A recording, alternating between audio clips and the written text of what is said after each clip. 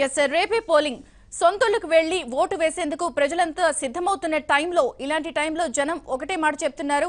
Bus సర్వీసులు లేవు, ఎలా వెళ్లాలి, ఎలా ఓటు వేయాలి అనే ఒక గందరగోళ పరిస్థితిలో ఉన్నారు. మరొక పక్క చేయించుకున్న రిజర్వేషన్లకి సంబంధించి కూడా బస్ సర్వీసులు రద్దయ్యాయని సడన్ గా వాట్సాప్ మెసేజ్లు ఇలా రావడంతో ప్రజలు ఒక గందరగోళ స్థితిలోకి ఉన్నారు. ఎలా వెళ్లాలి, ఎలా తమ ఓటు హక్కు వినియోగించుకోవాలి అని. దీంతో దీనికి సంబంధించి చర్చలో పార్టిసిపేట్ చేస్తున్నారు ఏపీ టీడీపీ స్పోక్స్ పర్సన్ వి పట్టాభిరామ్ గారు, ఏపీఎస్ ఆర్టీసీ కార్మిక సంఘం పరిషత్ ప్రధాన కార్యదర్శి వి వరహాల్ నాయుడు గారు, అలాగే గుంటూరు నుండి AP bus association secretary M Sambireddy గారు, శ్రీనివాస్ ట్రావెల్స్ అధినేత. సో ముగ్గురికి కూడా చర్చకు స్వాగతం అండి. సో ముందుగా పట్టాభిరామ్ గారు మీరేం చెప్తారు? ప్రజలంతా కూడా ఒక గందరగోళ స్థితిలో ఉన్నారు. రేపు సొంతూళ్లకు వెళ్లి ఓటు వేయాలి, అందులోనూ హైదరాబాద్ నుంచి లక్షల మంది ప్రజలు ఓటు వేయడానికి ఆల్రెడీ చేయించుకున్న రిజర్వేషన్లు కూడా క్యాన్సిల్ అయ్యని చెప్తున్నారు. అసలు బస్ సర్వీసులు లేవు, ఎలా వెళ్లాలి అని ఒక గందరగోళ పరిస్థితిలో ఉన్నారు. ఏం చెప్తారు? విజయచంద్రిక గారు, గత కొద్ది నెలల నుంచి మనం చూస్తూ ఉన్నాం, ఏదో రకంగా ఆంధ్రప్రదేశ్ రాష్ట్రంలో ప్రజా తీర్పుని హైజాక్ చేయాలని చెప్పి అనేక కుట్రలు జరుగుతూ ఉన్నాయి. ముందుగా వీళ్ళు దొంగ ఫామ్ 7లు అప్లై చేసి ఓట్లు తొలగించే ప్రయత్నం చేశారు. ఆంధ్ర రాష్ట్రంలో దాదాపు 10 లక్షల ఓట్లు దొంగలించే ప్రయత్నం చేశారు.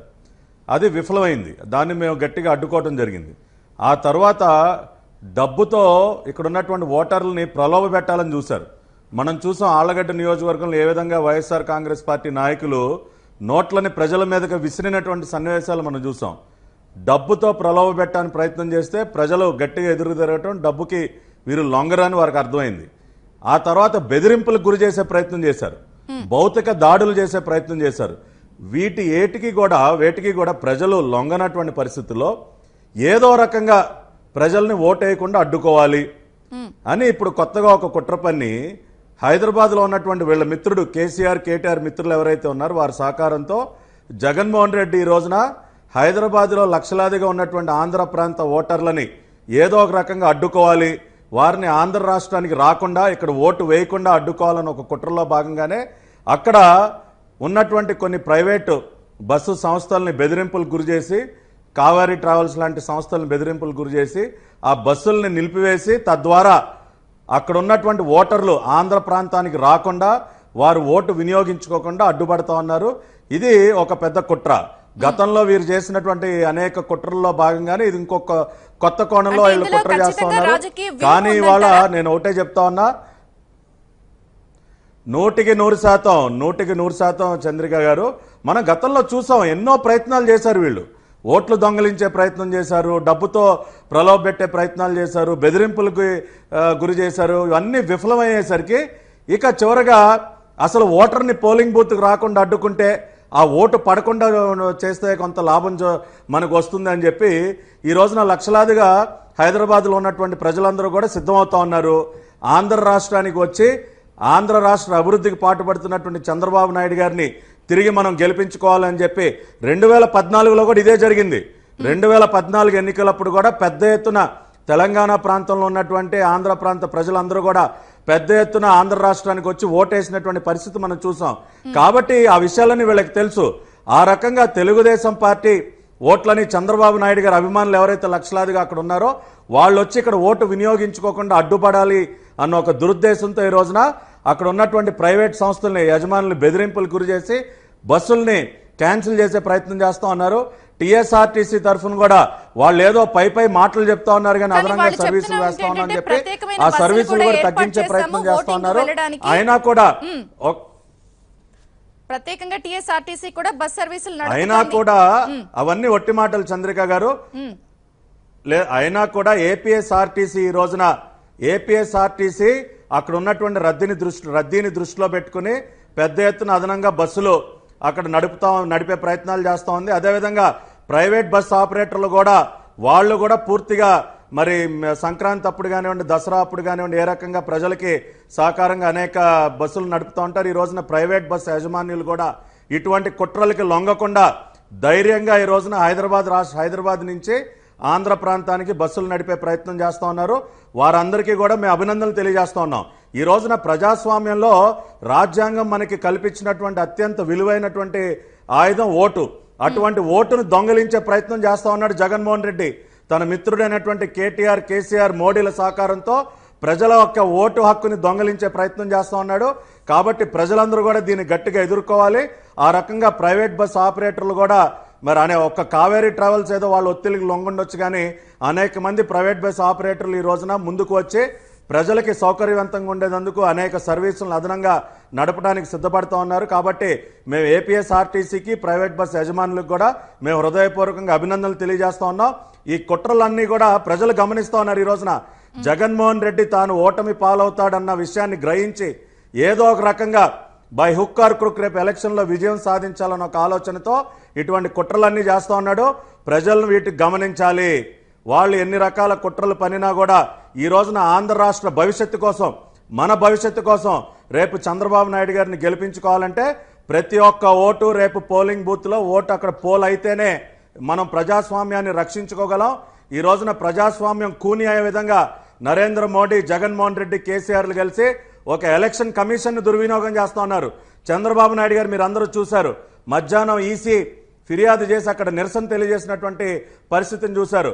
వీళ్ళు ఎలక్షన్ కమిషన్ వాడుకుంటా ఉన్నారు, ఇన్కమ్ ట్యాక్స్ దాడులు చేయిస్తూ ఉన్నారు, ఎన్ఫోర్స్మెంట్ డిపార్ట్మెంట్ని వాడుకుంటా ఉన్నారు. ఇవన్నీ వాడుకుంటూ ఈ రోజున ఆఖరికి బస్సులు కూడా రద్దు చేసి అక్కడ తెలంగాణ ప్రాంతంలో ఉన్నటువంటి ఓటర్లు ఎవరు కూడా ఆంధ్ర రాష్ట్రానికి రాకుండా ఇక్కడ ఓట్లు పోల్ చేయకుండా కూడా అడ్డుదగలటం అనేది నిజంగా చాలా దురదృష్టకరం. ఇటువంటి వ్యక్తులకి తగిన బుద్ధి చెప్పాలంటే ప్రజలందరూ కూడా ఇటువంటి వాటిని ధైర్యంగా ఎదుర్కోవాలి. వచ్చి ప్రతి ఒక్క ఓటు పోల్ చేసి ఇటువంటి వ్యక్తులకి తగిన బుద్ధి చెప్పాలని చెప్పి మేము తెలుగుదేశం పార్టీ పక్షాన కోరుకుంటా ఉన్నాం. ప్రజాస్వామ్య పరిరక్షణ కోసం మనం పోరాటం చేస్తా ఉన్నాం. చంద్రబాబు నాయుడు గారు ఈ రోజున జాతీయ స్థాయిలో. వరహల్ నాయుడు గారు, మీరు ఒక పాయింట్ చెప్పండి. జనం ప్రస్తుతం సొంతూరు వెళ్లి ఓటు వేయడానికి, ఓటు తమ బాధ్యత అని అంటున్నారు. ప్రతి వాళ్ళు కూడా ఓటుకు సంబంధించి ఎన్నో అవగాహన కార్యక్రమాలు చేపడుతున్నారు ఎలక్షన్ కానీ అయినప్పటికీ కూడా సర్వీసు లేవు, అసలు ఊరు వెళ్ళడానికి పరిస్థితే లేదు, దారే లేదు, దిక్కుతోచని స్థితిలో ఉన్నారు. మీరేమో టికెట్లు పెంచామని చెప్తున్నారు, ఒక పక్కన అన్ని ఏర్పాట్లు చేశాము, ప్రత్యేక సర్వీసులు నడుపుతున్నాం అన్నారు. అయినా కూడా ఎందుకు వచ్చింది ఈ పరిస్థితి? అసలు ఎన్ని సర్వీసులు నడుపుతున్నారు మీరు? మేడం గారు నమస్తే. ఏపీఎస్ఆర్టీసీ ఎప్పుడు కానీ ప్రజల అవసరాల కోసం పుట్టిన సంస్థ. మా ఆర్టీసీ డిపార్ట్మెంట్ ఇటువంటి స్పెషల్ ఆపరేషన్స్లో చాలా ఎఫెక్టివ్గా, ఎఫిషియెంట్గా ఆపరేట్ చేస్తుంది. అనుకోకుండా మన రాష్ట్రంలో అసెంబ్లీకి మరియు పార్లమెంట్కి ఎన్నికలు వచ్చినాయి కాబట్టి ఇక్కడ కూడా పోలింగ్ స్టేషన్స్కు పోలింగ్ సిబ్బందిని తరలించాలనే ఉద్దేశంతో సుమారు 6,500 బస్సులు ఆర్టీసీ తరఫున వాళ్ళకి సమకూర్చడం అయింది. అయినా కూడా ఏపీఎస్ఆర్టీసీ బాధ్యత విస్మరించకుండా మా ఎండీ గారు అయితేమి, ఆపరేషన్ డిపార్ట్మెంట్ అయితే కానీ చాలా చక్కగా ఈరోజు కూడా 360 బస్సులు మన హైదరాబాద్ నుంచి వేరియస్ ప్లేసెస్కి ఆపరేట్ చేయడానికి ప్లాన్ చేసింది. అదేవిధంగా నిన్న కూడా సుమారు 250 బస్సులు అక్కడి నుంచి తిప్పింది.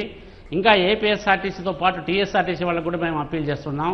ఎందుకంటే అక్కడ ఓన్లీ లోక్సభ ఎన్నికలు మాత్రమే జరుగుతున్నాయి. వాళ్ళకి అసెంబ్లీకి ఎన్నికలు ఆల్రెడీ అయిపోయాయి కాబట్టి వాళ్ళ దగ్గర చాలా సర్ప్లస్ బస్సెస్ ఉన్నాయి.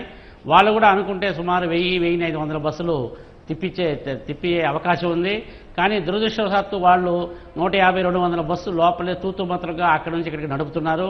ప్రైవేటు బస్సులు కూడా వచ్చే వాళ్ళని కూడా ఏదో రకంగా ఆ యొక్క ట్రాన్స్పోర్ట్లో ఉండేటువంటి ఎంఈఐలు అయితేనేమి, మిగతా ట్రాన్స్పోర్ట్ ఎన్ఫోర్స్మెంట్ అధికారులు ఏదో రకంగా వాళ్ళు భయపెట్టో, బలవంత పెట్టో, పర్మిట్ల పేరుతో రకరకాల కారణాలతో చాలా బస్సులు కూడా ఆపేశారని కూడా మాకు తెలిసింది.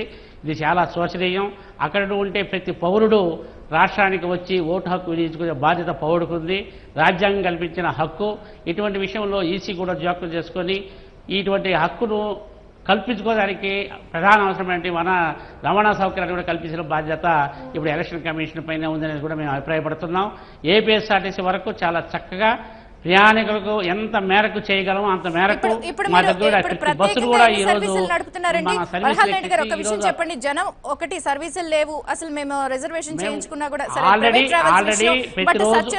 లేవు అని చెప్తున్నారు. ఎన్ని సర్వీసులు నడుపుతున్నారు? ప్రత్యేకంగా ఎన్ని వేశారు మీరు అక్కడికి వచ్చి? ప్రత్యేకంగా ఇలాంటి సందర్భాల్లో, పండుగ సందర్భాల్లో నడుపుతారు. ఇప్పుడు ఇలాంటి సందర్భాల్లో ప్రత్యేకమైన ఓటు హక్కు లేకపోతే ప్రతిరోజు 550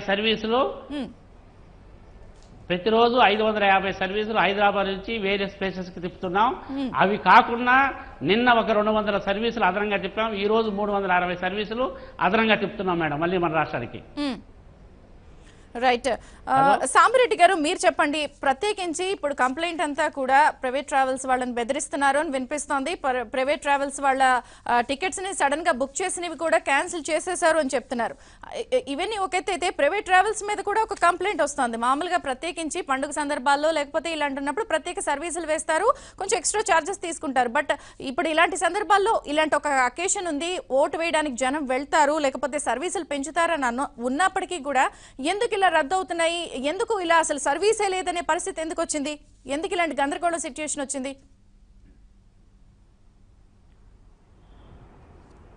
చంద్రిక మేడం గారు, కావేరీ ట్రావెల్స్ది వాళ్ళ యాజమాన్యం ఇబ్బందుల వల్ల అది 1 తారీఖు నుంచే బస్సులు అంతా ఆపేయడం జరిగింది వాళ్ళు. అంతే తప్ప తెలంగాణ కానీ ఆంధ్ర అధికారులు కానీ మా ప్రైవేట్ బస్ ఆపరేటర్స్ని ఎటువంటి ఇబ్బందులకు గురి చేయట్లేదు. మేము చక్కగా నిన్న 9వ తారీఖున కూడా హైదరాబాద్ నుంచి 600 బస్సులు మేము ఆంధ్రాకి ఆపరేషన్ చేశాము. ఈరోజు కూడా 10వ తారీఖు ఈరోజు కూడా 600 బస్సులు, 600 నుంచి 700 బస్సులు మాకు హైదరాబాద్ నుంచి ఆంధ్రాకి ప్రతి వైజాగ్ కానివ్వండి, కాకినాడ కానివ్వండి, రాజమండ్రి కానివ్వండి, గుంటూరు కానివ్వండి, తిరుపతి కానివ్వండి 600 నుంచి 700 సర్వీసులు ఈరోజు కూడా వస్తున్నాయి మేడం. ఏ బస్సు ఆగలేదు, ఎక్కడ కానీ మాకు ఎటువంటి ఒత్తిళ్లు లేవు.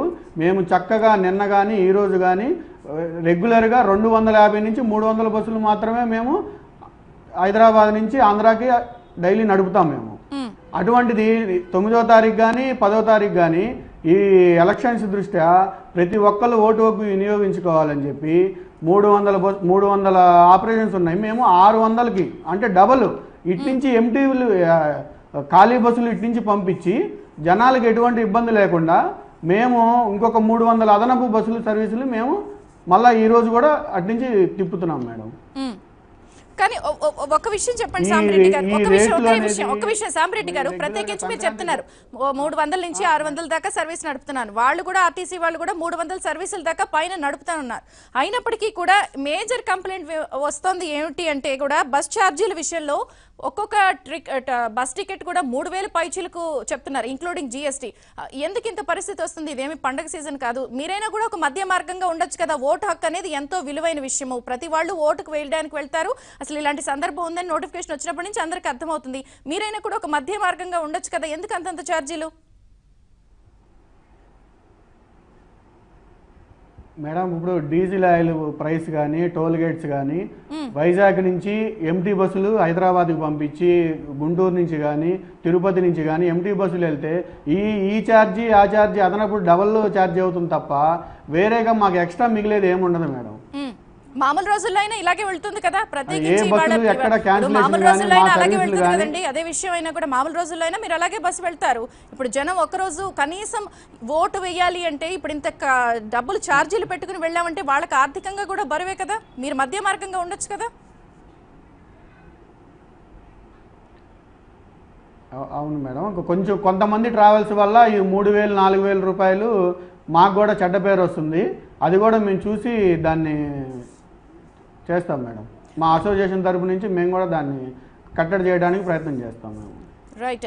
అండ్ అలాగే పబ్లిక్ కూడా మీకు ఏదైనా ఇష్యూ ఎదురైనా లేకపోతే మీరు ప్రత్యేకించి ఇప్పుడు ఓటు వేయడానికి వెళ్తున్నప్పుడు మీరు ప్రాబ్లం మేజర్గా ఏదైతే రవాణాకి సంబంధించి ఇష్యూ ఫేస్ చేస్తున్నారో, ఏదైనా ఏబిఎన్ దృష్టికి తీసుకురావాలి అనుకుంటున్నారో కూడా దానికి సంబంధించి కూడా మీరు మాకు ప్రత్యేకంగా స్క్రీన్ పైన కనిపిస్తున్న నెంబర్స్కి కాల్ చేసి అసలు మీరు ఫేస్ చేస్తున్న ప్రాబ్లం ఏంటి, వెళ్ళడానికి పడుతున్న ఇబ్బందిని కూడా ఏబిఎన్ దృష్టికి తీసుకువెళ్తే ఆర్టీసీ ప్రతినిధులు ఉన్నారు, ప్రభుత్వానికి సంబంధించిన రిప్రజెంటేటివ్స్ ఉన్నారు, వాళ్ళ దృష్టికి కూడా తీసుకెళ్తే వాళ్ళు ఏదైనా దీని సమస్య పరిష్కారం చూపించుతారా అన్నదాన్ని కూడా మనం ప్రయత్నం చేద్దాం. కాలర్స్ ఎవరన్నా ఉన్నా కూడా డైరెక్ట్గా కాల్ చేసి అడగచ్చు మమ్మల్ని.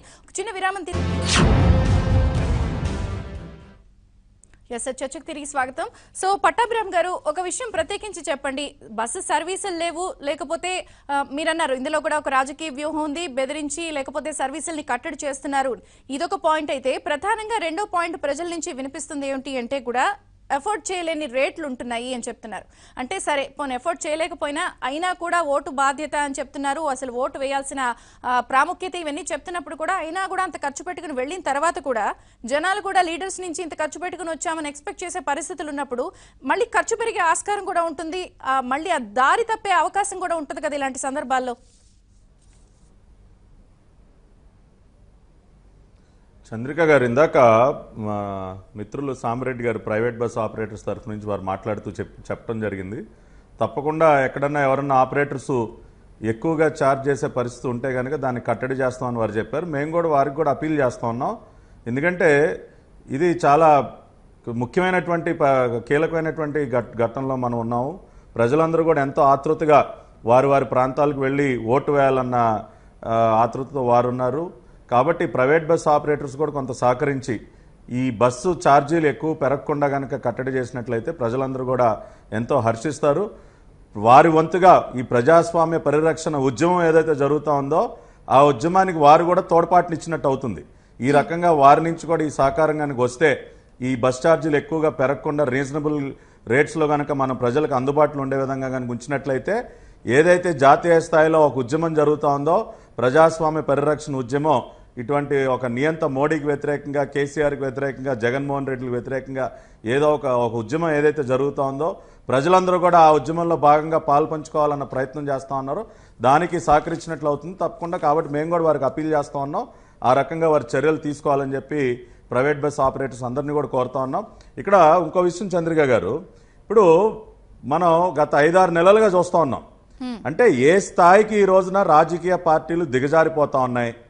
ప్రజాస్వామ్యంలో ఈ రోజున ప్రపంచంలోనే అత్యంత గొప్ప ప్రజాస్వామ్య దేశం భారతదేశం అని చెప్పి ప్రపంచం అంతా కూడా చెప్పుకుంటూ ఉంటారు.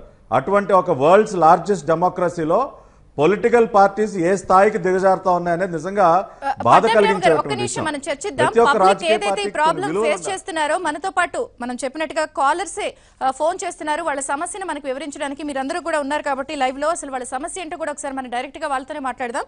నరసింహారావు గారు ఒక కాలర్ ఫోన్ లైన్ లో ఉన్నారు. నరసింహారావు గారు చెప్పండి, మీరు ఎక్కడుంటారు, ఎక్కడి నుంచి వెళ్దాం అనుకుంటున్నారు, మీరు ఫేస్ చేస్తున్న ప్రాబ్లం ఏంటి? సామిరెడ్డి గారు బస్ ట్రావెల్స్ ప్రతినిధి.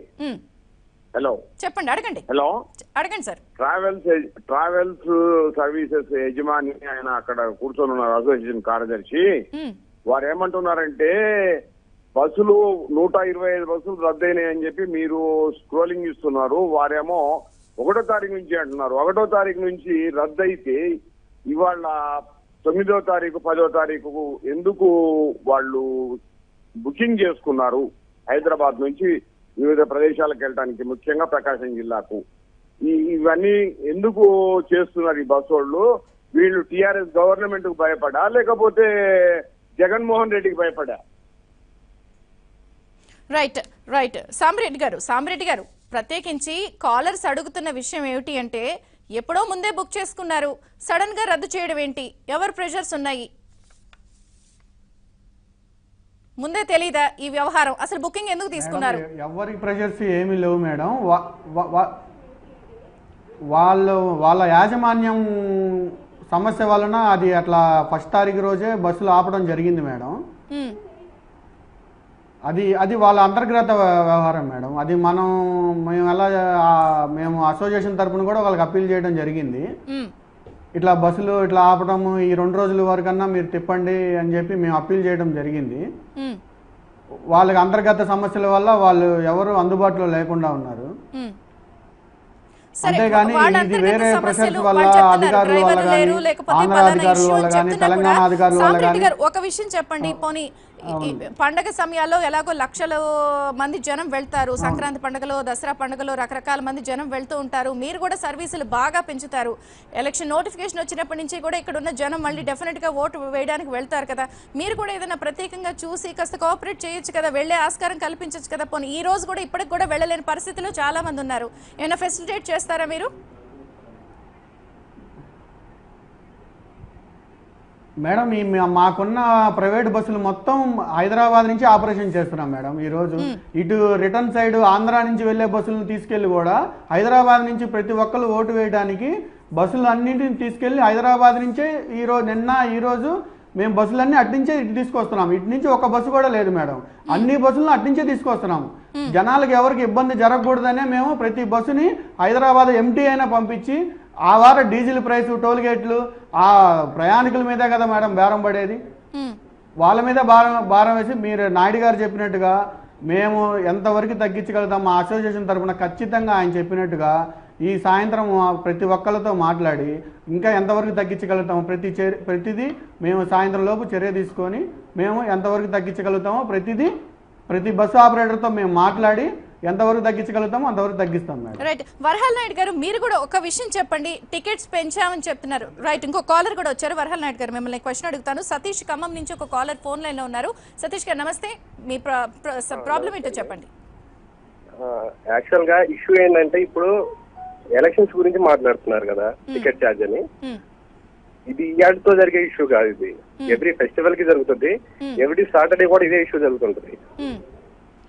సో ఫెస్టివల్స్ అప్పుడు మాట్లాడరు, ఎలక్షన్స్ అప్పుడు మాట్లాడరు తగ్గియాలని చెప్పి. ఇవాళ ఏంటంటే స్పెషల్ గా ఏంటంటే బస్సులు క్యాన్సిల్ అయినాయి అని చెప్పేసి జనాలు కొంచెం ఇష్యూ చేస్తున్నారు కాబట్టి అని చెప్పేసి మాట్లాడుతున్నారు. కానీ అసలు రిజర్వేషన్ అనేది పెట్టాల్సిన అవసరం లేదుగా. ఇవాళ జనాలు అంత ఇబ్బంది పడుతున్నారని చెప్పేసి ప్రైవేట్ ట్రావెల్ సైడ్ లో అయినా కానీ ఆర్టీసీ వాళ్ళైనా కానీ పెద్ద ఇష్యూ ఉందన్నప్పుడు రిజర్వేషన్ క్యాన్సిల్ చేసేసి ఎంతమంది వస్తే అంతమంది ట్రాన్స్పోర్ట్ చేయొచ్చు కదా బస్సులలో. స్పెషల్ గా 10 రోజుల నుంచి రిజర్వేషన్ ఓపెన్ చేసేసి మళ్ళీ దాంట్లో బస్సులు క్యాన్సిల్ ఏం చేసుకుని మాట్లాడడం అంత అవసరం లేదు, మాట్లాడుకోవాల్సిన అవసరం లేదు కదా. ఒకవేళ వీళ్ళు కనుక జనాలకి ఏదన్నా అంత హెల్ప్ చేయాలనుకుంటే సరే, మాకు లాస్ వచ్చింది కదా, ఎలక్షన్స్ కదా, పబ్లిక్ కి న్యాయం చేయాలి, పక్కా ఓటేయాలని చెప్పి మాట్లాడుతున్నప్పుడు దానికి తగ్గట్టు సర్వీస్ ప్రొవైడ్ చేయాలి. ఎక్స్ట్రా ఛార్జెస్ పెంచకుండా ఎక్స్ట్రా బస్సెస్ వేసేసి వాళ్ళని పంపించే ప్రొసీజర్ చూసుకోవాలి. అంతేగాని ఏదో షోలో కూర్చొని మాట్లాడటం కాదండి. ఇది వాళ్ళ ఒక్కరోజుతో జరిగేది కాదు, ప్రతి ఫెస్టివల్ కి జరిగేది, ప్రతి ఎలక్షన్ కావచ్చు, ఏదైనా కావచ్చు, దేనికైనా కావచ్చు, జరుగుతూనే ఉంటుంది. ప్రైవేట్ ట్రావెల్స్ వాళ్ళు కాంప్రమైజ్ గారు, పబ్లిక్ ఆర్టీసీ వాళ్ళు కాంప్రమైజ్ గారు. ఫైనల్ గా నలిగిపోయేది ఎవరంటే సామాన్య ప్రజలు మాత్రమే. రైట్. సో వరహాల్ నాయుడు గారు, మీరేం చెప్తారు?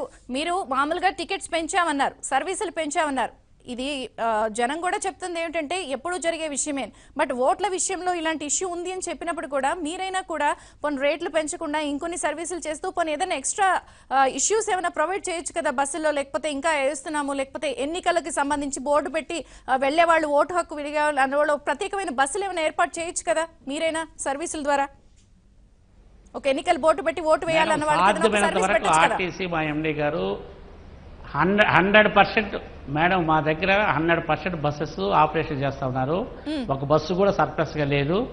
మనం ఏపీ ఎలక్షన్స్ కోసం 6500 బస్సు వెళ్ళిపోయి అక్కడి నుంచి వీలైన బస్సులని హైదరాబాద్ నుంచే మన ప్రాంతానికి తిప్పుతా ఉన్నాం. ఈ రోజు కూడా 360 బస్సులు, ఎక్కడ అధిక ఛార్జీలు వసూలు చేయలేదు.